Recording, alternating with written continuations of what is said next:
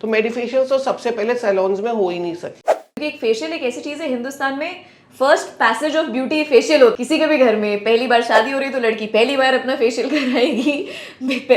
Husbands also know about facials, but I think आम जनता जो कंज्यूमर है, the ladies, I think they don't know the difference now till now between medifacials and medifacial वो है जो किसी भी सैलून में हो सकता है, और उसका जो मीनिंग है उस फेशियल का इज रिलैक्सेशन एंड थोड़ा सा चेहरे को चमकाना, क्लीन करना और चमका देना, और थोड़ा रिलैक्स हो गया, मसाज हो गई थोड़ी सी, that is called a facial. Medifacial में हम दो डिफरेंसेस हैं नॉर्मल फेशियल से। मेडिफेशियल में हम एक मेडिकल एक्टिव एजेंट्स यूज करते हैं, जो हम क्रीम्स या जो हम सीरम्स, उनमें एक्टिव एजेंट्स होते हैं। एक्टिव एजेंट का मतलब वो है कि एक ऐसी चीज होती है जो एक प्रॉब्लम पे को इम्प्रूव करती है।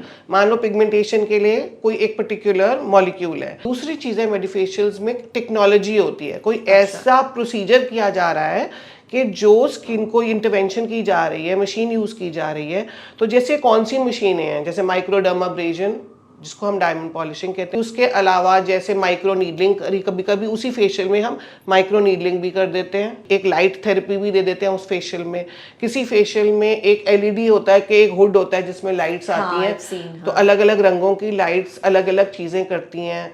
जैसे ब्लू लाइट डिसइंफेक्शन करती है, रेड लाइट एंटी एजिंग करती है, येलो लाइट ग्लो करती है, ग्रीन लाइट पिगमेंटेशन पे एक्ट करती है। तो अलग अलग लाइट्स हैं।